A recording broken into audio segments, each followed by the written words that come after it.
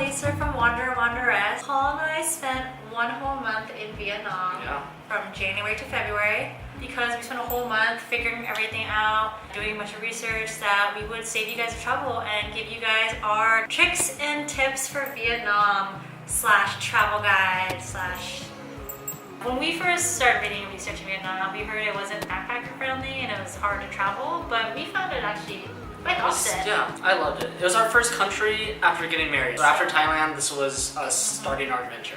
We did the south to north route. I thought there was actually a great backpacker trail. It was really easy for us to get from city to city and figure things out. Everything was quite affordable. It was multi-climate while we were there, so we're going to talk about some good things to bring, about the money, food, scams, visas, basic words, like honestly, everything that we think would help you if you're thinking about or are going to Vietnam. So let's get started. Number one, visas. We spent about 30 days in Vietnam. We use every single day of our visa. We left the day out.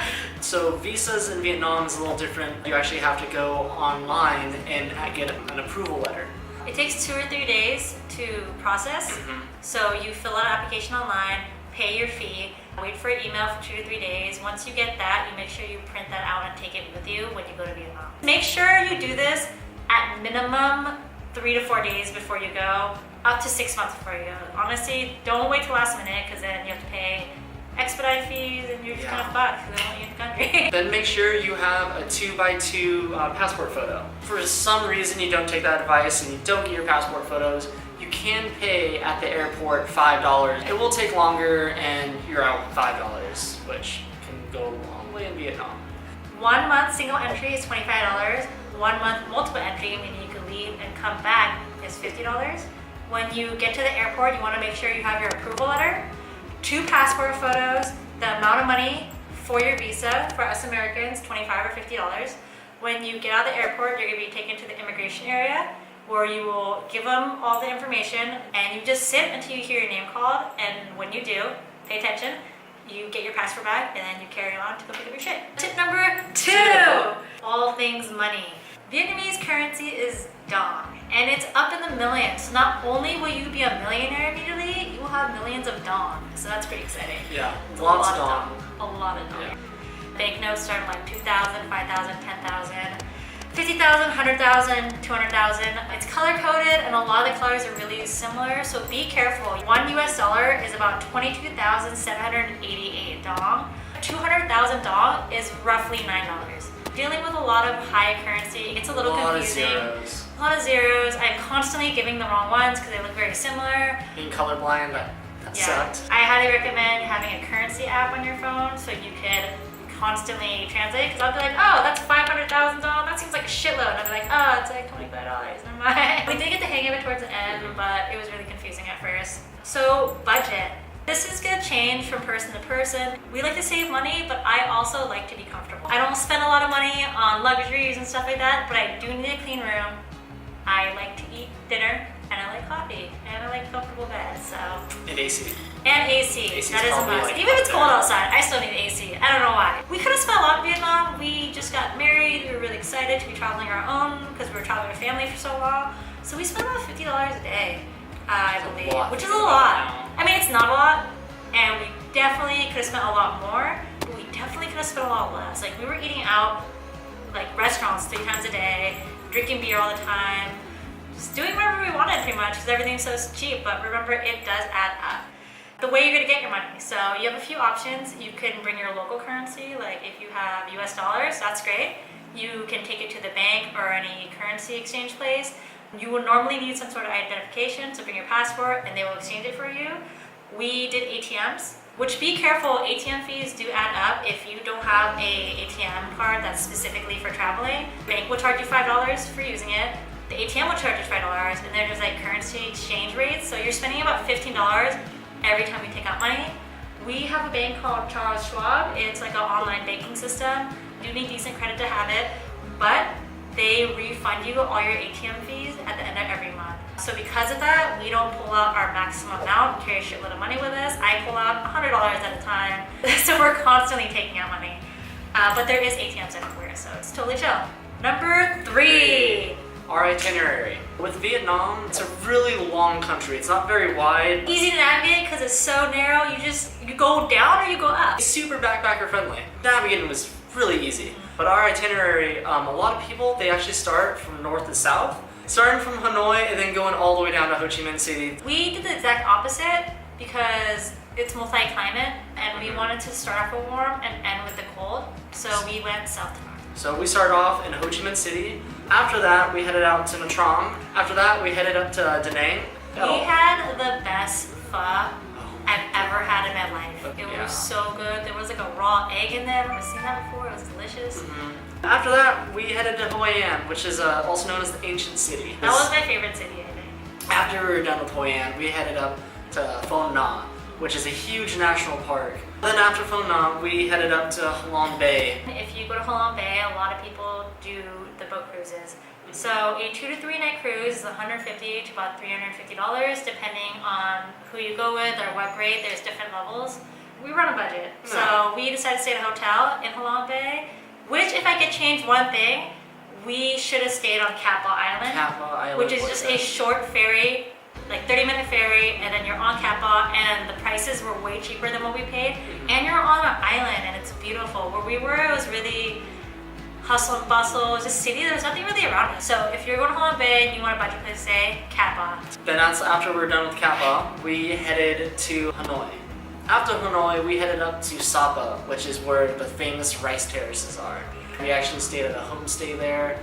But it was such an amazing and humbling experience. Number 4, transportation.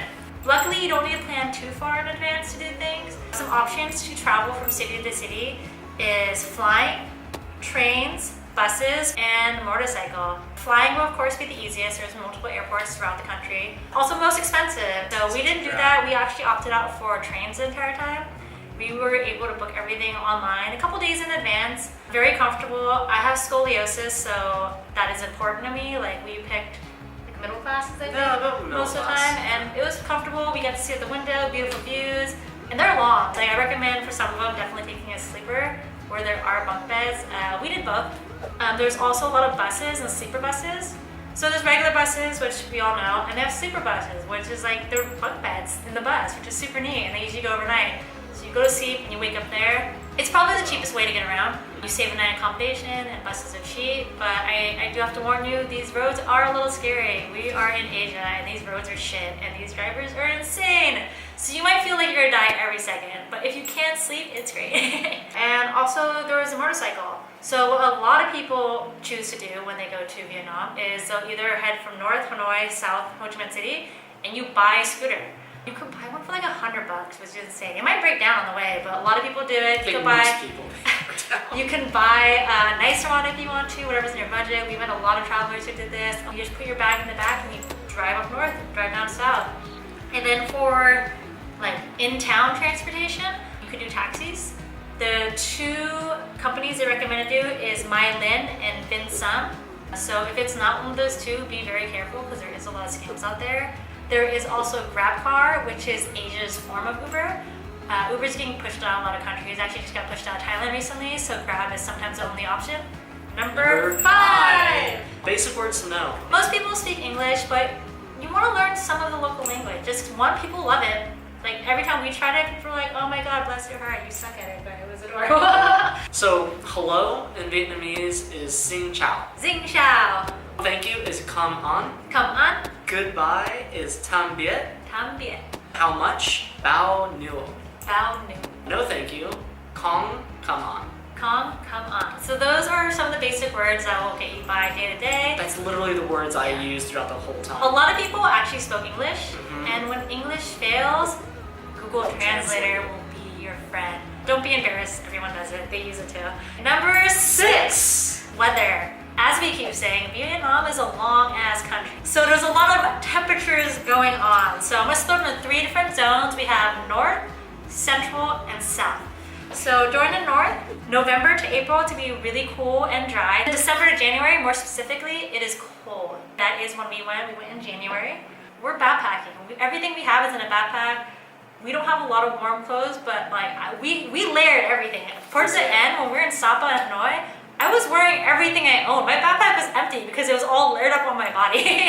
It got down below freezing some days, which I just wasn't prepared for. May to October, it's gonna be very hot, very humid, and very rainy.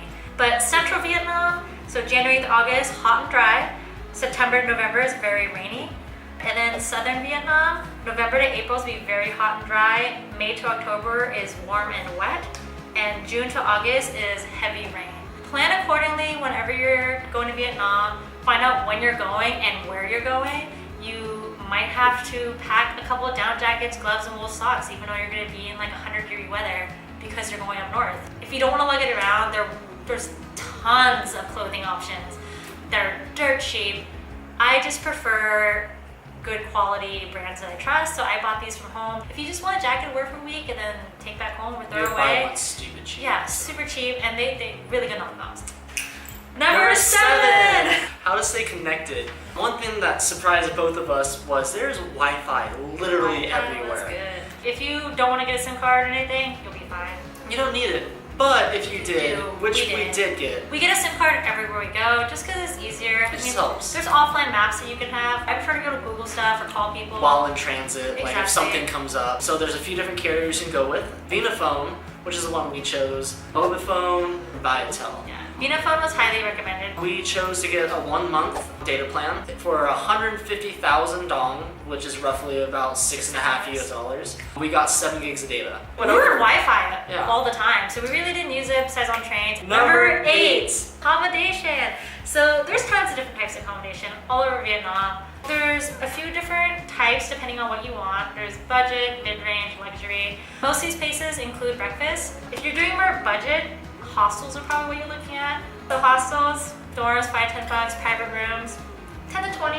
We did private rooms quite often. The difference between a private room at a hostel and a private room at a hotel is a hostel has more of a community and it's a little more social. There are a few different types of hostels. There's like the basic hostel. There are things called party hostels where they're more organized for like the party scene. They'll do bar crawls at night. Yeah, they're raging. It's fun to stay in party hostels sometimes, but I like to stay near party hostels so I can walk over there, hang out, and then go back to my quiet room. A lot of hostels in their community area and common room, they'll have free beer hour. So from 6 to 7 or something every night, you can sometimes it's 1 free beer, sometimes just drink whatever you want.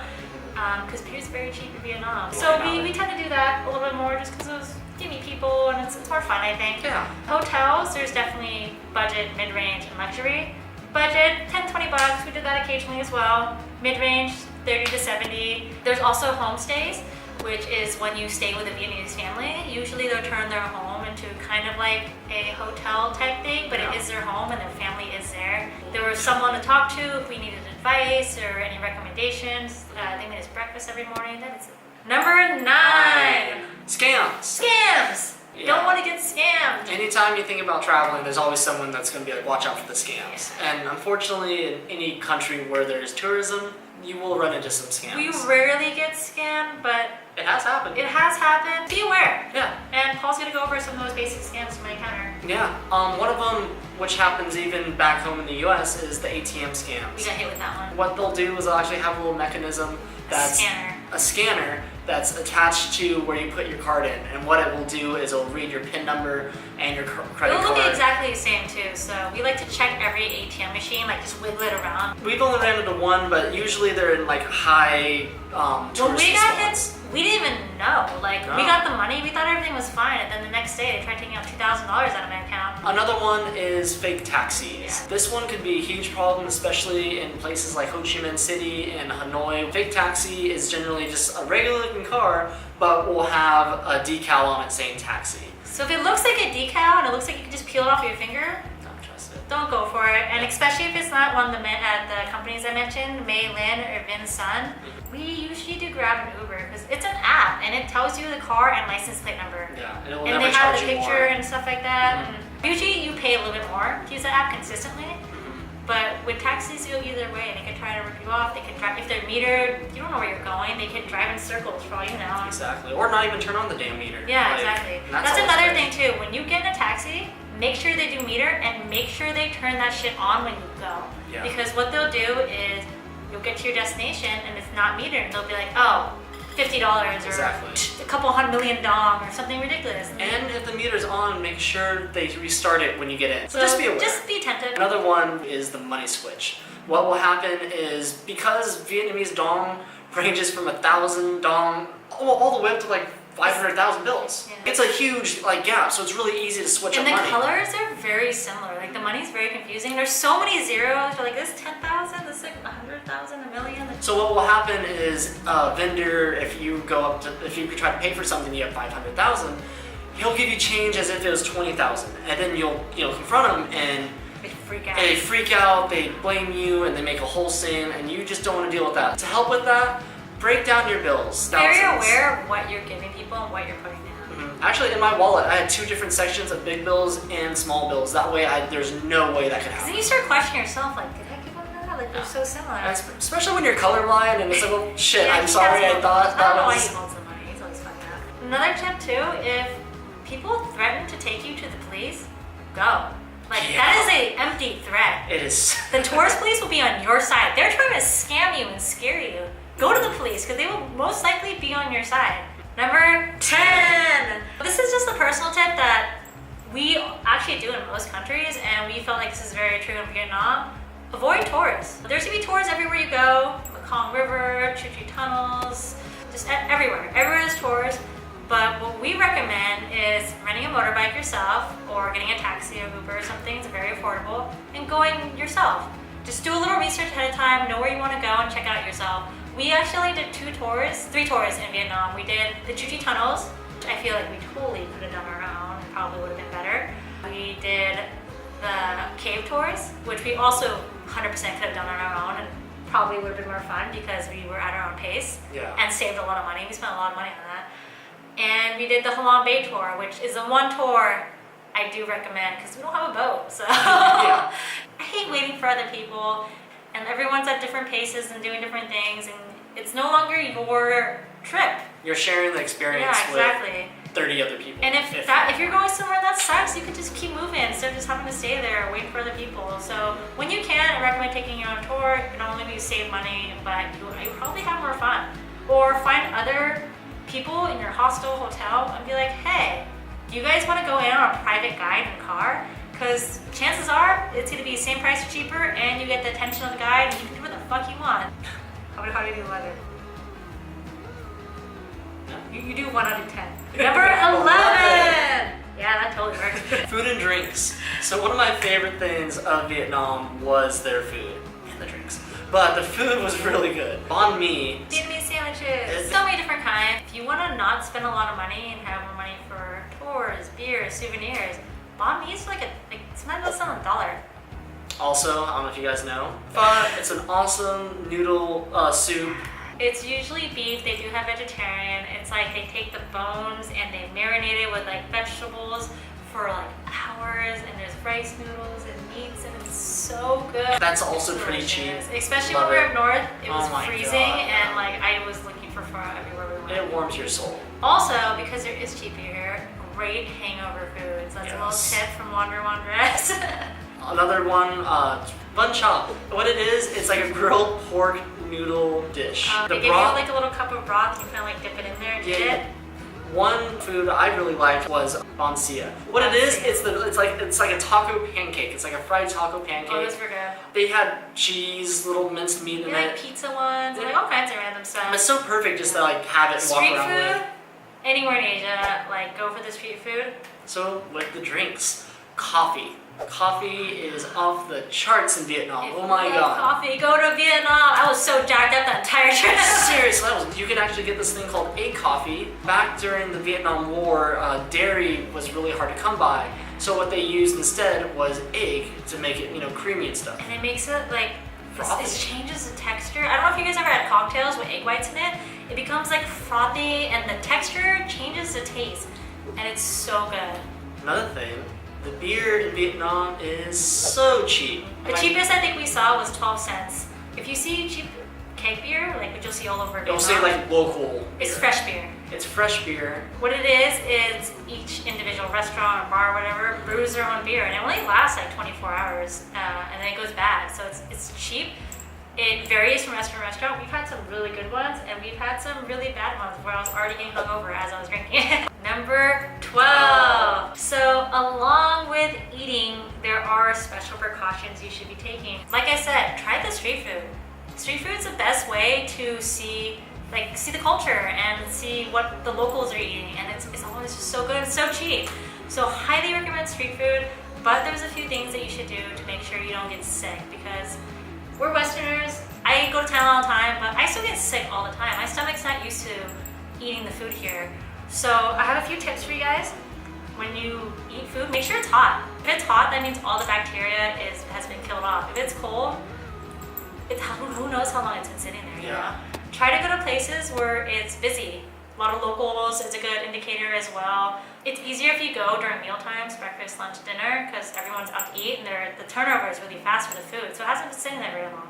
If you go on a random odd hour, like that spring roll could have been there for 5 hours, you have no idea. Same with water, be very careful with your water. We didn't have any problems, but we drank mostly bottled water the entire time. And we also have a steri pen. Yeah, when we did drink bottled water, we have a steri pen, and it's a little UV light that kills bacteria. 13! What to wear in Vietnam? Vietnam, just like any other Asian countries, it's a little bit more conservative. Just guys, really, as long as you're not walking around shirtless, you're fine. Tank top, shorts, whatever. For women, generally about the same thing. I wear shorts and tank tops all the time. No one give a fuck. And just remember, be respectful at temples and anything like that. You don't want to disrespect anyone. No, don't be a dick. Yeah, don't be a dick. Cover your shoulders. Cover your shoulders. Knees. Yeah, wear longer pants or a dress. The easiest way is to bring a scarf, so you could just pull it out of your bag and put it around or something. 14, haggling. So Asia is all about haggling, and there's no exceptions to Vietnam. If you don't haggle, you're gonna spend twice as much on your budget. From what I found, whatever price they say, immediately cut it in half. Sometimes more. I didn't know that in the beginning, and I got ripped off a little bit, and then I started kind of messing around. Great technique is the walk away. Offer half. If they're saying no, be consistent and be like, I don't need it, and walk away. 99% of the time, they will run after you and you will get it for that price. Yeah. And if they don't and you still want it, just turn back around. They don't give a fuck. They'll give you the price that they said before you walked away. That being said, don't be cheap. Everything is so cheap already. It's easy to get caught up in the currency and on what you want, but sometimes you're arguing over cents. And do you really care if you save 25 cents? No, that means nothing to you.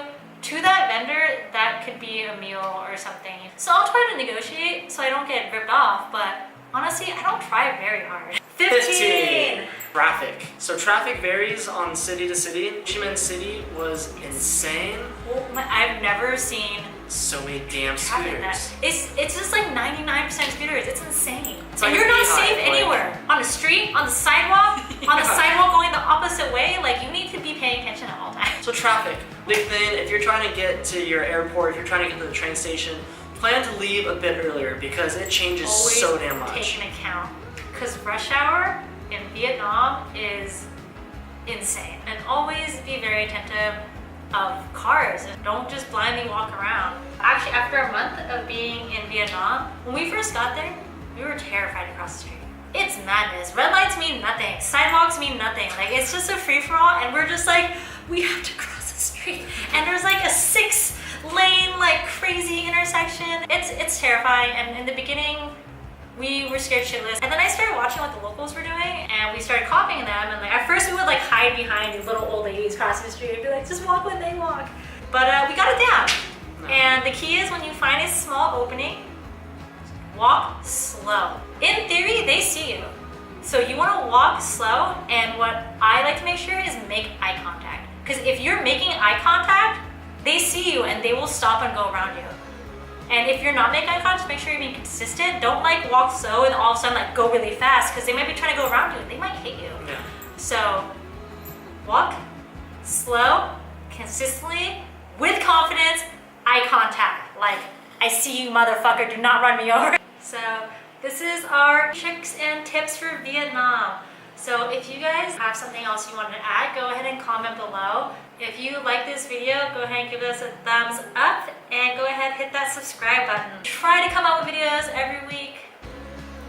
But anyways, hope you guys enjoy.